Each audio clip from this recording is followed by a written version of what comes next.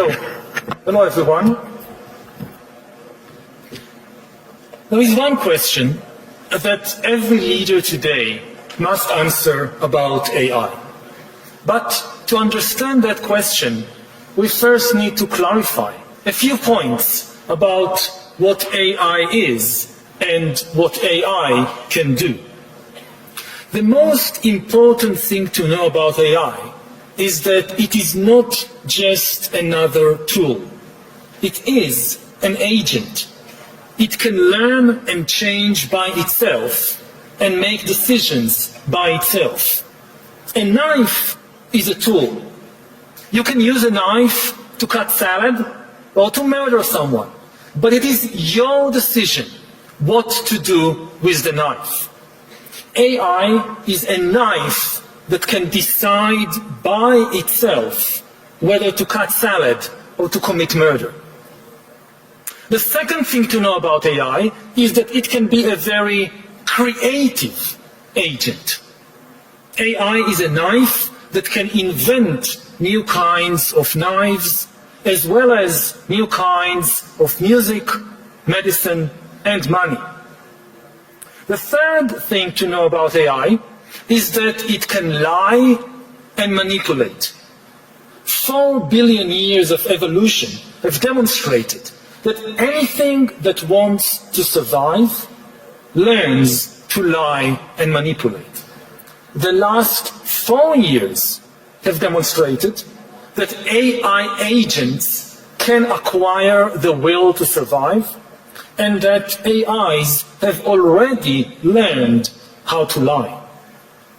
Now, one big open question about AI is whether it can think. Modern philosophy began in the 17th century when René Descartes proclaimed, "I think, therefore I am." Even before Descartes, we humans defined ourselves by our capacity to think. We believe we rule the world because we can think better than anyone else on this planet. Will AI challenge our supremacy in the field of thinking? Now, that depends on what thinking means. Try to observe yourself thinking. What is happening there? Many people observe words popping in their mind and forming sentences, and the sentences then forming arguments like, all humans are mortal, I am human, therefore I am mortal. If thinking really means putting words and other language tokens in order, then AI can already think much better than many humans. AI can certainly come up with a sentence like, AI thinks, therefore AI am. Some people argue that AI is just glorified autocomplete. It barely predicts the next word in a sentence.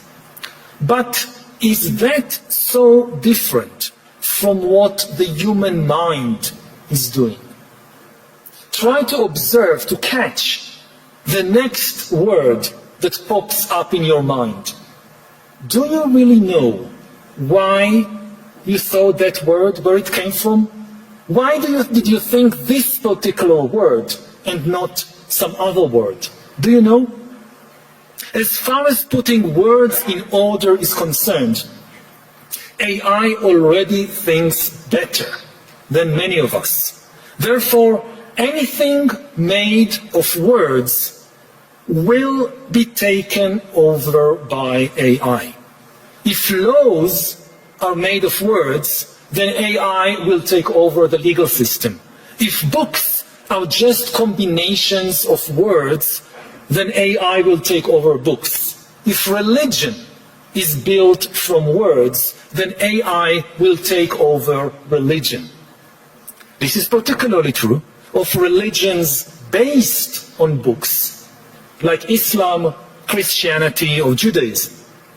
Judaism calls itself the religion of the book, and it grants ultimate authority not to humans, but to words in books. Humans have authority in Judaism not because of our experiences, but only because we learn words in books.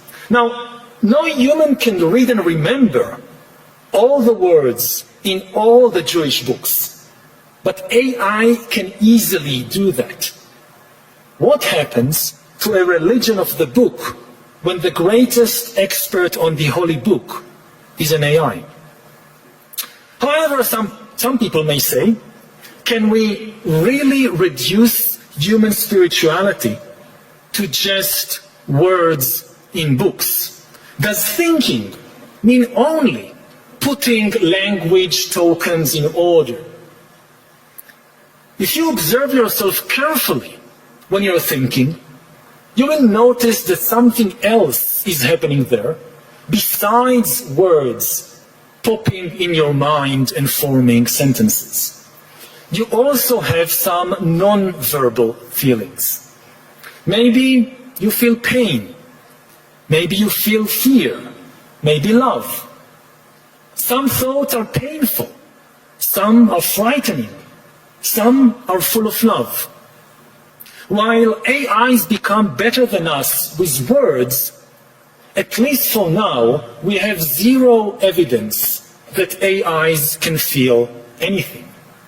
Of course, because AI is mastering language, AI can pretend to feel pain or love.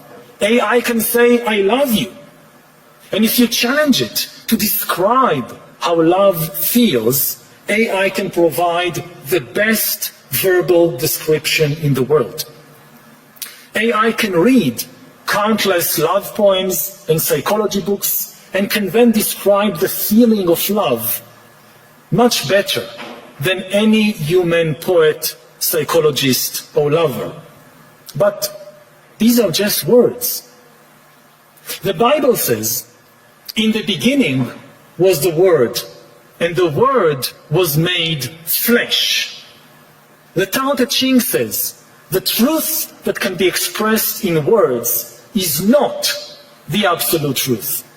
Throughout history, people have always struggled with the tension between word and flesh, between the truth that can be expressed in words and the absolute truth, which is beyond words. Previously, this tension was internal to humanity. It was between different human groups. Some humans gave supreme importance to words. They have been willing, for example, to abandon or even kill their gay son just because of a few words in the Bible. Other humans have said, but these are just words. The spirit of love should be much more important than the letter of the law. This tension between spirit and letter existed in every religion, every legal system, even every person. Now, this tension will be externalized. It will become the tension not between different humans, this will be the tension between humans and AIs, the new masters of words. Everything made of words will be taken over by AI. Previously, all the words, all our verbal thoughts, they originated in some human mind. Either my mind, I thought this, or I learned it from another human. Soon, most of the words in our minds will originate in a machine. I just heard today about a new word that AIs coined by themselves to describe us humans. They called us the watchers. The watchers. We are watching them. AIs will soon be the origin of maybe most of the words in our minds. AIs will mass produce thoughts by assembling words, symbols, images, and other language tokens into new combinations. Whether humans will still have a place in that world depends on the place we assign our non-verbal feelings and our ability to embody wisdom that cannot be expressed in words. If we continue to define ourselves by our ability to think in words, our identity will collapse. All this means that no matter from which country you come, your country will soon face a severe identity crisis and also an immigration crisis. The immigrants this time will not be human beings coming in fragile boats without a visa or trying to cross the border in the middle of the night. The immigrants will be millions of AIs that can write love poems better than us, that can lie better than us, and that can travel at the speed of light without any need of visas. Like human immigrants, these AI immigrants will bring various benefits with them.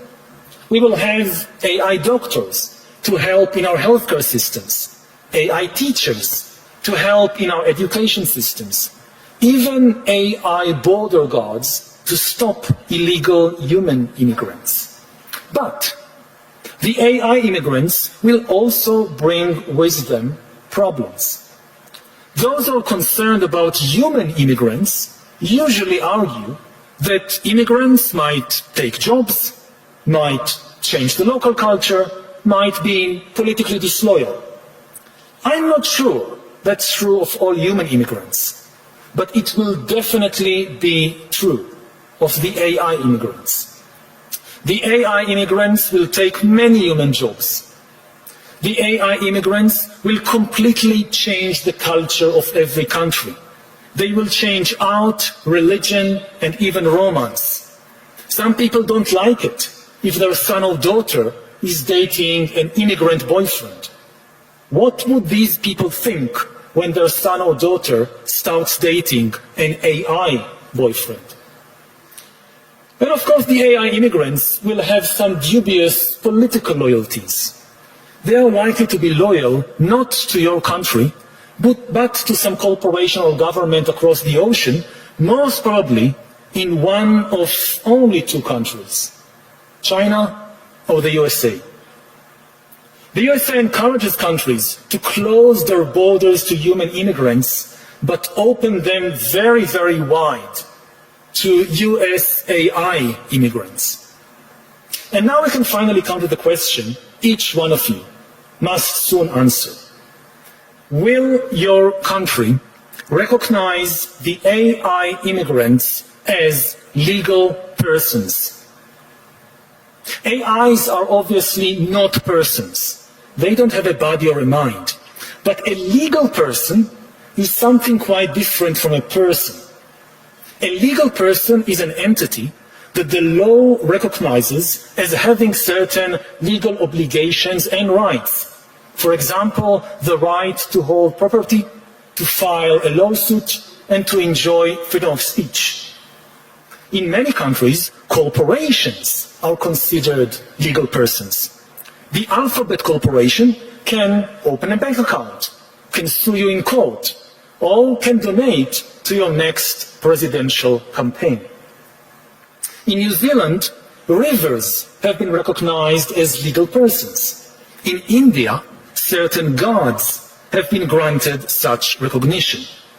Of course, until today, recognizing a corporation, a river, or a god as a legal person was just legal fiction. In practice, if a corporation like Alphabet decided to buy another corporation, or if a Hindu god